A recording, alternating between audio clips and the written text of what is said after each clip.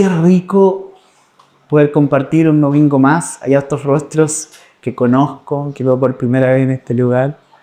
Sean todos bienvenidos, les saludo. Qué rico ver. Ese Señor. Estamos viendo una serie que partió el domingo pasado. Esta serie se llama Origen. Ser iglesia al estilo de Jesús. Esta es una serie que vamos trabajando cada año al inicio, exponiéndonos y respondiendo delante de Dios a una gran cuestionante y poder decirnos juntos como iglesia: Señor, ¿qué es lo que está en tu corazón? Jesús, ¿cuál es el profundo deseo de tu corazón para la humanidad? Les voy a ser sinceros, cuando yo venía llegando a la iglesia, a esta iglesia, una oración que se dio en un grupo X que no voy a mencionar. Voy a agarrar este bicho, está con una acople. ¿Puede estar esto? Sí. Sí. Sí, está un poco más agradable.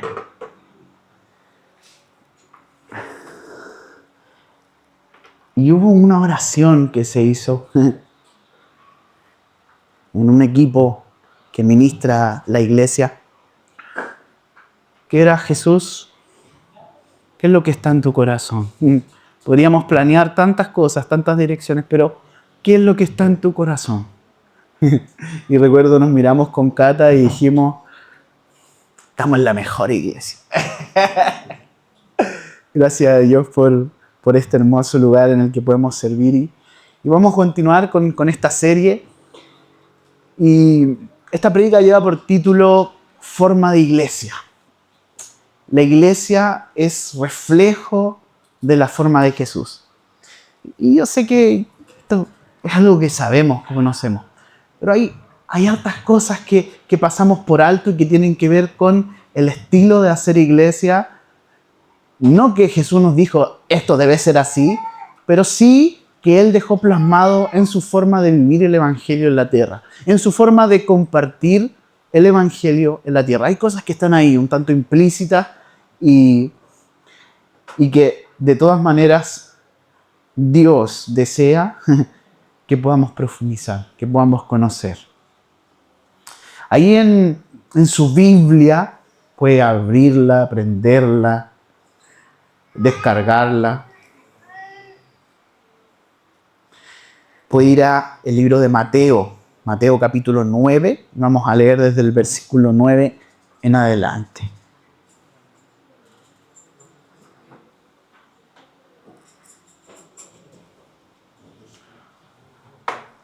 No, repito, Mateo capítulo 9, desde el versículo 9 en adelante.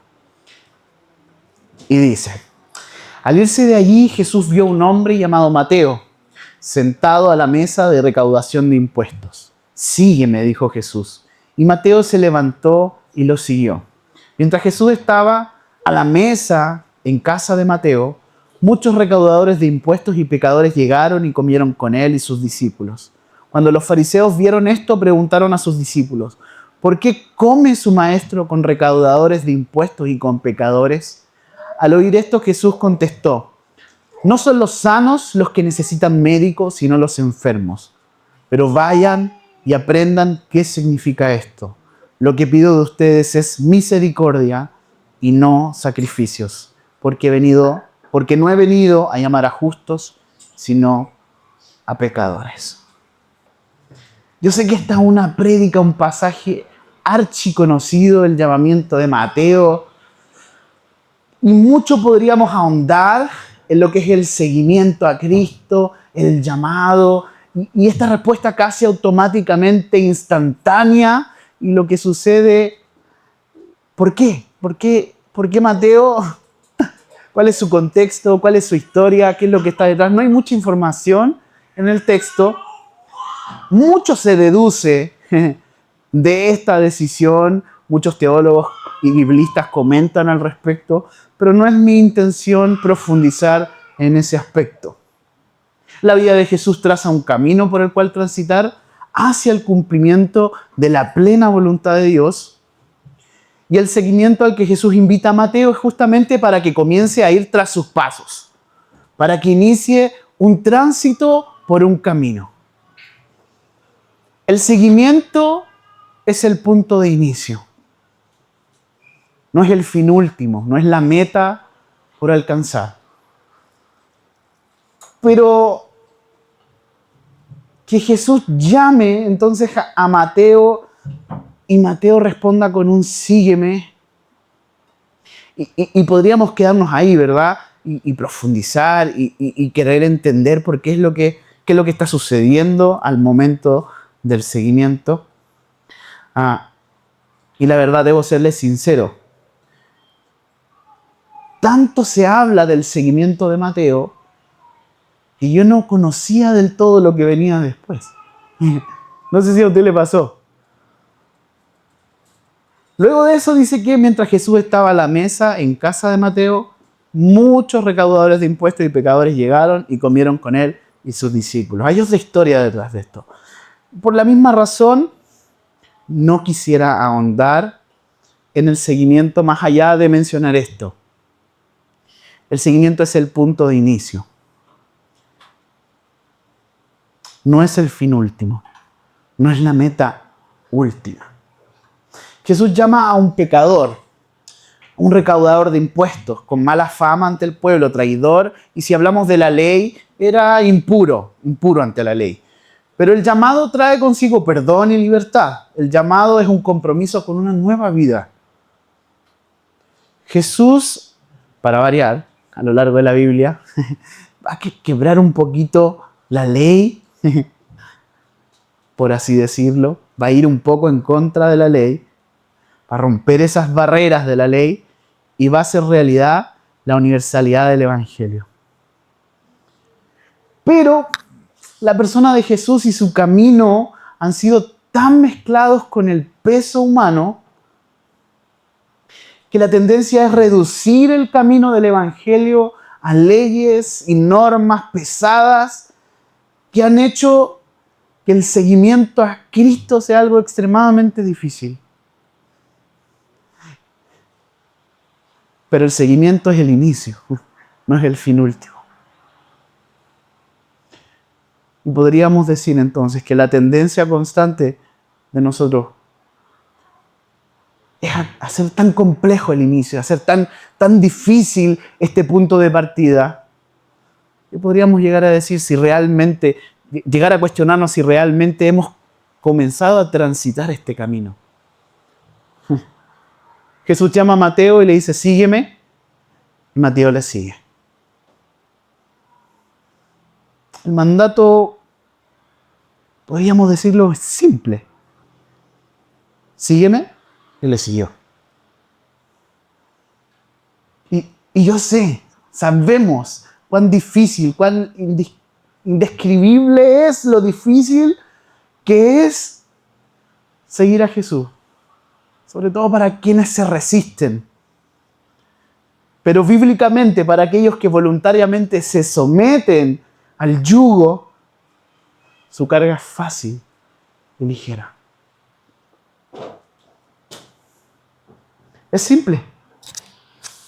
No necesitamos más que tener los pies en la tierra, entender nuestra realidad para poder decir que sí a aquello que vale más que todo lo que tenemos.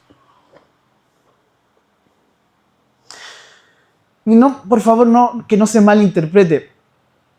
Que sea simple no significa que sea fácil o superficial, por el contrario. Es una profunda renuncia, una profunda decisión de mucho sentido. Si tuviéramos que profundizar un poquito en qué es ser simple. Un cristiano simple es un cristiano que ha logrado poner en orden las cosas, los valores, la propia vida. Ha hecho a un lado los estorbos, se ha desprendido de las cosas inútiles. Ha desarrollado un paciente trabajo de simplificación. Solamente las personas verdaderamente grandes son simples. Solamente las personas ricas interiormente hacen notar esa sencillez, esa simpleza. Se posee esa simplicidad cuando en vez de un vacío central, existe un centro de la propia vida, en torno al cual giran pensamientos, razonamientos, acciones, palabras, posturas.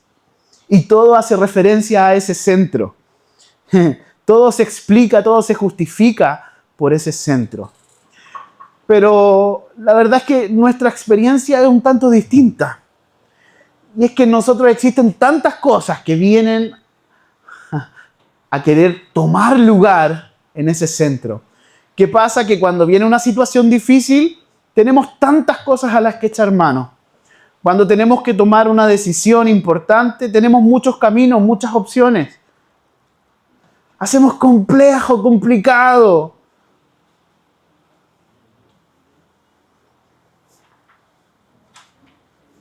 Ser simple demanda que todo lo que soñemos, pensemos, proyectemos, nos cuestionemos, pase por ese centro que es Cristo. Cristo en el centro de todo. Cuando no tenemos ese centro, tenemos un sinfín de opciones, caminos a los que acudir. Cuando tenemos a Cristo en el centro, Él es el único camino, único parámetro por el cual medirnos, único parámetro para decidir hacia dónde ir. Teniendo a Cristo en el centro, todo tiene sentido, todo tiene claridad. Si Cristo es todo lo que tengo, si Cristo es todo lo que poseo, entonces es simple. Al irse de allí, Jesús vio a un hombre llamado Mateo, sentado a la mesa de recaudación de impuestos. Sígueme, dijo Jesús. Y Mateo se levantó y lo siguió. Extremadamente simple. El llamado es claro, sígueme. No es un manual de requisitos, no es una serie de obstáculos, es una invitación directa. Sin embargo, somos nosotros quienes lo hacemos complicado. Agregamos una serie de reglas, de filtros, de estructuras que en lugar de acercar, alejan. Es tanto lo complicados que somos que deberíamos llegar a cuestionarnos si en algún punto, en algún momento, no hemos llegado a ser obstáculo para otros, para que otros se acerquen a este camino. Muchas veces me he visto en una mesa dando razones del por qué seguir a Cristo hoy no es una opción tan viable para mí. Es que hoy me pasa esto, es que hoy estoy viviendo esto otro. Poniendo sobre la mesa un montón de otras opciones y otros caminos que tengo que no son Cristo. Y yo me pregunto, ¿realmente un cristiano que define así su forma de vida no estará siendo un obstáculo para que otros se acerquen y tomen esta decisión? ¿Sabes qué? Dios me llamó. No, pero espérate. Espérate. El seguimiento es complejo. Es profundamente profundo. Iglesia, permitámonos ser transformados por el Espíritu Santo de Dios en personas simples, que despejen, que faciliten, que preparen el camino para que otros se adentren en el seguimiento de Jesús. Porque su llamado y su forma era simple. Y si seguimos avanzando, podemos ver cómo Jesús se sienta a la mesa, porque Mateo, después de todo esto, hace un banquete. En otras versiones dicen, Mateo prepara la mesa e invita a Jesús, sus discípulos, invita a sus amigos. Resulta que sus amigos eran todos unos marginados. Todos recaudadores de impuestos, pecadores, gente mal vista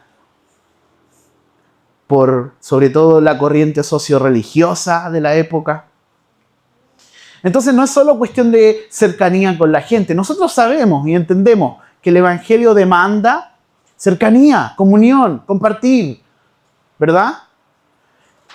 Pero si nos enfocamos en el relato podemos ver que no es solo una cuestión de cercanía con la gente. Es un problema de marginalidad. La corriente socio-religiosa de la época seguía compartiendo en sus mesas y probablemente se veía igual que esto. Probablemente otras religiones, otras formas de expresión religiosa, no se ven tan distinto a esto y puedan tener apariencia de cercanía con la gente. Pero lo que sucede en torno a la mesa de Jesús es rupturista no solo por el carácter comunitario y cercano, sino por el carácter marginal. La marginalidad dejaba fuera a enfermos, a pecadores, a gente de mala fama, a pobres, fuera de la mesa de los hombres, pero lo más grave es que también fuera de la mesa de Dios.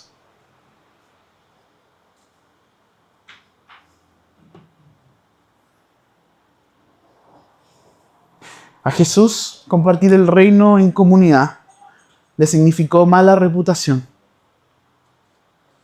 Pero hoy para nosotros es incluso motivo de orgullo y exaltación personal. Esta semana me junté con tantos. Esta semana. Y no digo que esté mal.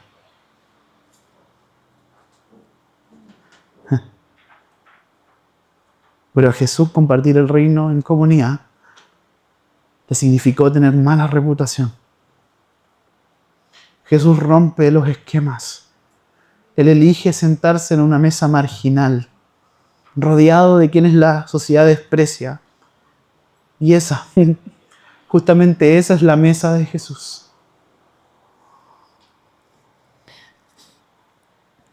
Si como iglesia no nos ensuciamos las manos llevando el evangelio a lo marginal, entonces somos una iglesia irrelevante.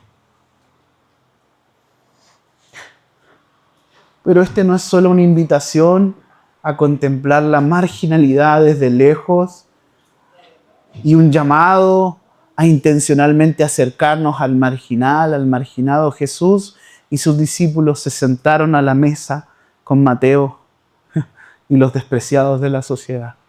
Y esta no es una imagen bonita que aparece acá, aparece en todos los evangelios. Una y otra y otra y otra vez la forma de Jesús está mostrando el ejemplo a seguir para la iglesia. Ese no era un lugar al que ellos solamente estaban invitados, esa era la mesa de Jesús. Jesús no solo nos llama a compartir con los rechazados del mundo, sino a reconocer nuestra propia marginalidad. Nosotros también somos pobres y necesitados de su gracia. Se dice por ahí que a Jesús lo mataron por cómo comía. Y en base a eso también se afirma que la esencia del cristianismo es comer juntos. Jesús comparte su vida en una mesa marginal. Y en esa mesa todos tenemos un lugar. No solo un lugar para contemplar desde lejos al marginado, sino de entender que un día de la profunda miseria hallamos vida. Esa mesa marginal es nuestro lugar también. Pero tendemos a olvidarlo. El modelo de Jesús sigue apuntando, su forma, su figura, su sombra sigue apuntando a esa mesa en la que todos tenemos un lugar.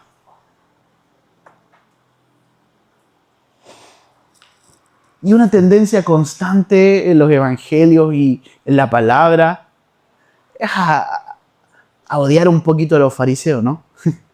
¿No le ha pasado? Que está leyendo y digo, estos pinches fariseos. No sé si cuando leemos la Biblia ustedes dicen, yo soy ese fariseo. Señor, cámbiame.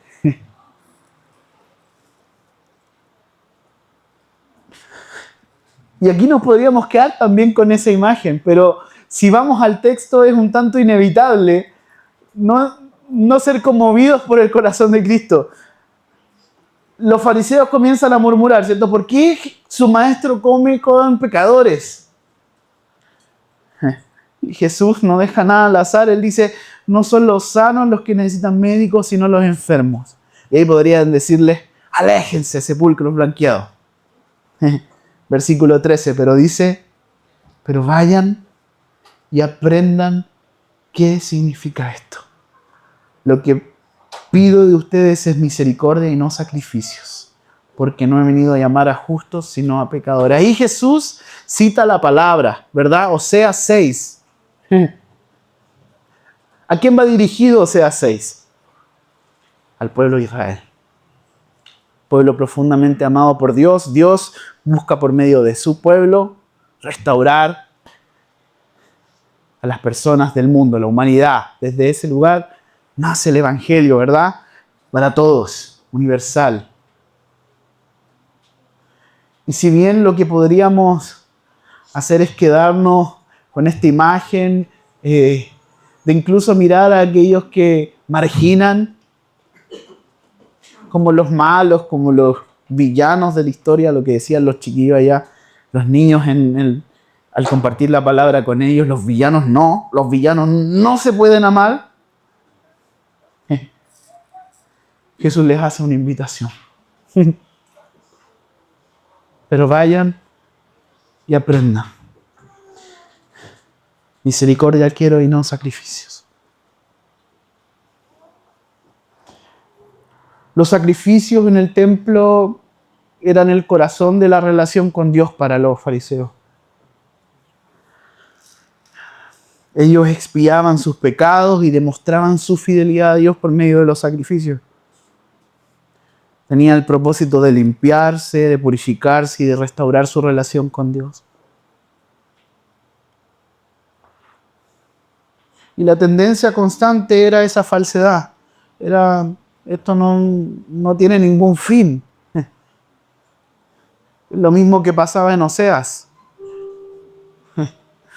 Realmente no me interesa el sinfín de cosas que puedan llegar a ser si es que no hay un corazón genuino, una conversión genuina, algo auténtico de parte de ustedes. ¿Por qué este llamado de ir y aprender? Porque generación tras generación el pueblo de Dios ha caído en el mismo error. Dar prioridad a las apariencias por sobre la misericordia. A las apariencias por sobre el auténtico amor. La misericordia no es solo un concepto bonito. Es fruto de la transformación que ocurre cuando aprendemos yendo y aprendiendo. Y una y otra vez yendo y aprendiendo. Y tomando este camino y yendo y aprendiendo. De Jesús. Y les voy a abrir mi corazón. Yo, cuando era un poco más pequeño, le preguntaba al Señor, Señor, ¿por qué no me causa nada la gente pobre, la gente humilde? Esa era mi percepción en ese momento.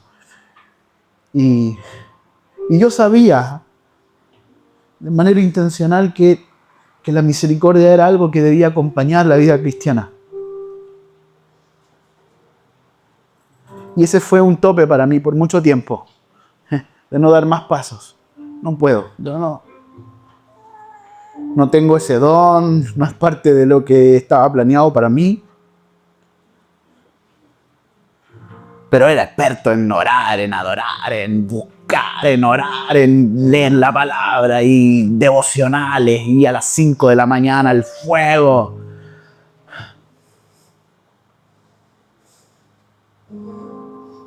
Misericordia quiero y no sacrificios.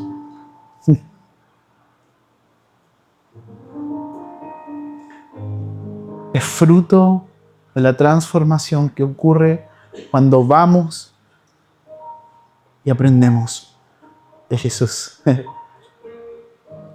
No se trata de tener la intención de ser misericordiosos, sino de dar el paso al vacío. Y desde ese profundo amor con el que nos ha amado, de ese profundo llamamiento, ese que cambió, en el que hallamos el valor por sobre todas las otras cosas. De ese profundo amor. Entonces, comenzamos a amar. Vamos y aprendemos y ejercitamos un amor que no tiene límites. Porque conforme vamos con Cristo, conforme aprendemos de Cristo, somos transformados.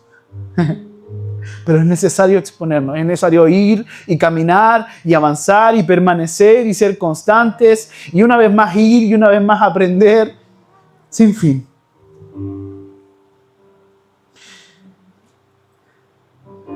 Jesús nos llamó a ese movimiento desde la autenticidad de corazón de quien ha sido profundamente amado y que por lo tanto ama sin reservas.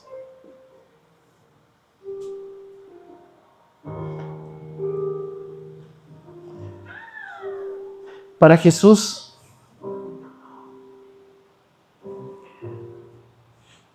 esta mala reputación no solo era ganarse el desprecio de la gente, no solo era escuchar voces contrarias. Para Jesús esta mala reputación significaba la muerte.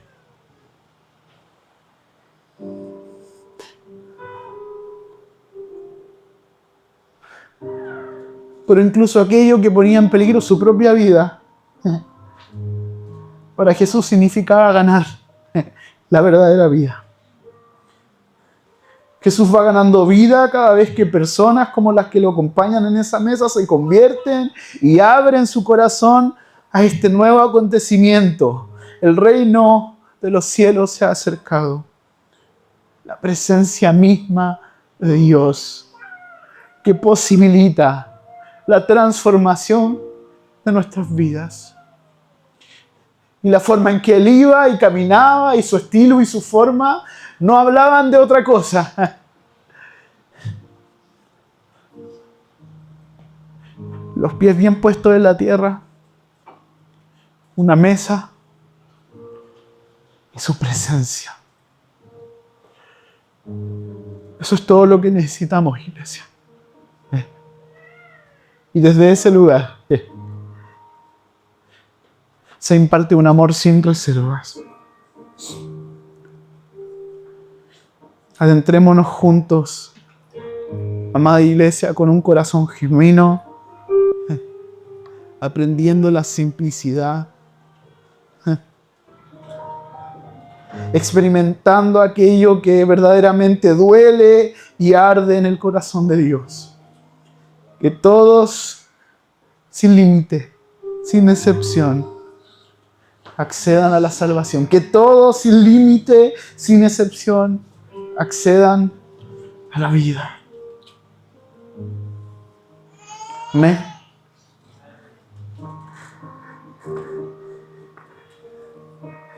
Jesús, tus palabras son dulces a nuestro paladar. Y a veces un tanto dura, un tanto amarga. Pero ¿qué sería de nosotros sin esa amargura que nos desafía a poner nuestro centro una vez más en ti, Jesús? A entender que no sirve de nada lo que ocurre en estas cuatro paredes. Si que tú no estás en el centro. Si que no somos transformados conforme a lo que está en tu corazón, al deseo que arde y que a la vez duele en tu corazón. Porque de tal manera amaste. Y de tal manera necesitamos amar. De tal manera queremos amar, Jesús. Haznos una iglesia misericordiosa. Que lo que ocurre en este lugar, en el interior de las personas, Señor, hable más de ti que la apariencia. Que personas llegando a relacionarse con la iglesia te hallen a ti, Jesús. Que la iglesia lleve a cabo su propósito, por el cual tú trazaste el camino, el cual tú mostraste. Traer el reino de los cielos a la tierra. Gracias por esta tu palabra, Jesús. Nos rendimos, nos disponemos delante de ti, Jesús.